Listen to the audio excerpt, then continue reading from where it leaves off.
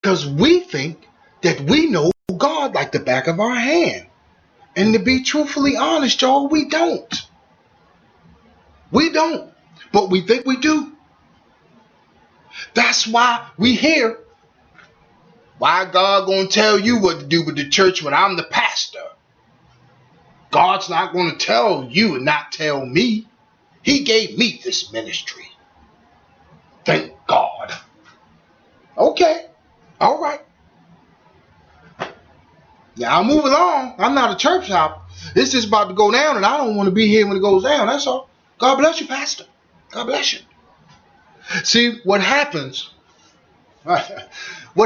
is when God plants this person in your ministry, you are under the impression that can't nobody else teach you unless there's another bishop or apostle or pastor. You will not learn from your people. You are always under the authority that they are supposed to be under you and not say anything to you. Haven't you heard it taught? Now, I am all under being respectful and not being disrespectful. But for someone that is older than me to come in and offer advice, that's wisdom. But if they're not a bishop or somebody in position and you're not listening, totally incorrect, because God sent them there for a reason. And it's not always just to sit and be taught and don't say nothing.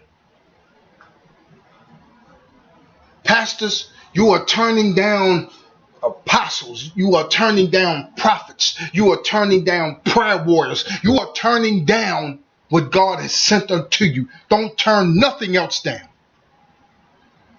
Your discernment kicks in, kick out. But if your discernment doesn't kick in, then guess what? Receive the gift that God has given you. Man has made God hard. Y'all know me. I said it before. I said, I pray to God that the day comes I can do full-time ministry, not have a secular job and do ministry. That's rough. And I'm going to be honest with you. I'm going to be real honest with you. When I was doing both, I was really, truly conflicted. I was conflicted. The word was always being thrown at me, but it was just like, oh, your body is hurting. Now I hear you. There's a lot of you that press past that. There's a lot of you successful pastors that have been doing it for a very long time, and your body was hurting and your back was hurting, but you pressed your way to the church. You pressed your way. God bless you. But like I said before, don't tell me what somebody did 20, 30 years ago. And if it was just yesterday, God bless you, Pastor. But we got to get to the point, y'all. We beating the people down. Every time they come up saying, hey, this is a difficult position for me. Either I can't do this or I'm not able. Then you're going to the scriptures to beat them down. And you want to know why the people are so confused and don't know what to do? And like I said, you're preparing them for you. You're not preparing them for God. God come, they're not going to know what to do. God's going to be in the house. They're going to be worshiping. They're going to say, okay, God, go sit down over there in the back pew. Offering time, God, offering time. Because that's all they know. My God. Man has made God hard. You know what I'm really researching now? I want to know how the original Black Hebrew Israelites did offering. I really, honestly, I'm going to search and find, because that's how I wanted to be in my church. I don't want to stop in the middle of service to do money. And thank God that's what Paul told them. I forgot in the book, it's in the New Testament. He said, handle all of that before I come, so I won't have to stop, so I won't have no problems, and we could just get the word. But it's about the money now, y'all, right? Because the lights got to be paid, and all of these things have to be done, and that's right, that's correct. No problem with it.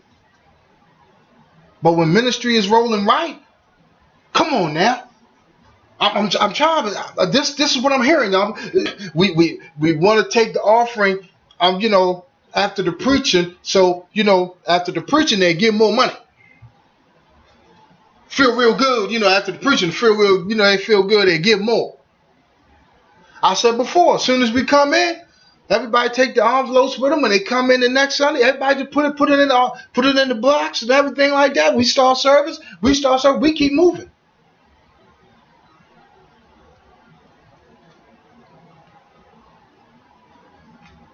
Stop all of this. Every time the tithes and offerings get started, there needs to be a deep teaching on tithes and offerings. I'm just being obedient, y'all. I'm just being obedient.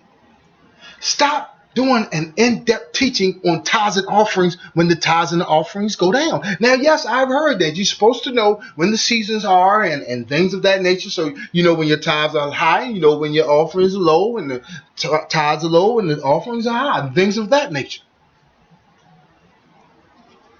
God said stop doing it and depend on Him. We don't depend on God anymore, y'all. We don't. We don't. Why? Because man has made God hard. If anybody comes to you right now and has a plan of faith, you know what you're going to say? I don't need a faith plan. I need to see some money. Because this got to work with money. We don't have no money, then we don't need to. I remember for a time people were putting in a faith note. They put a faith note, saying, thank God one day I'm going to be able to, then the pastor said, I don't need no faith notes. We need C notes. We don't need no faith notes. Faith notes don't pay nothing. C notes pay things. And then they go with, y'all just mad because y'all want to hear what the truth is. Then we get on the putting $1 in church. We get on all of this and we get all. You know what? Man has made God hard, but not for me no longer. Not gonna do it. Not gonna sit here playing games with God like I said last week. God is not a part of a political party. The only thing we doing here is sitting here playing games, going with these denominations, believing what they believe in, and then thinking we're doing good unto God. Not even prepared for when He comes. Not even showing Him the respect and the love that we're supposed to show Him. One thing that got me, and I'm going to close. The one thing that got me, that really got me one time, is that we had to go to another service. And when we had to go to the other service, things started, really heating up. The worship was good. The worship was truly good and awesome. It was something. And then there was an interruption, and it was no, hold on now, okay, I know y'all want to enjoy God. But we got to be at another ministry. Come on now, y'all sit on down. Sit on down. Yeah. Pastor said. Now, there was no healing. There was no deliverance. As the spirit became high and things were about to happen, guess what? Did not happen. Why? Man has made God hard. A lot of y'all not going to want to mess with me, and that's good. That's fine. But the ones that do are the true and the elect of God. And that's who I want to mess with. I don't want to mess with these pity patters giving me fake hugs and don't like me and shake my hand. No. It's time to start dealing with God for who He is. And He's truth.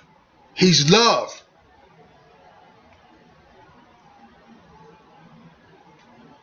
Man has made God hard. This is part 1. We're going to part 2 this coming Saturday. And I thank God for y'all joining me. And I just feel it building. I feel it building right now. Man has made God hard. God bless you.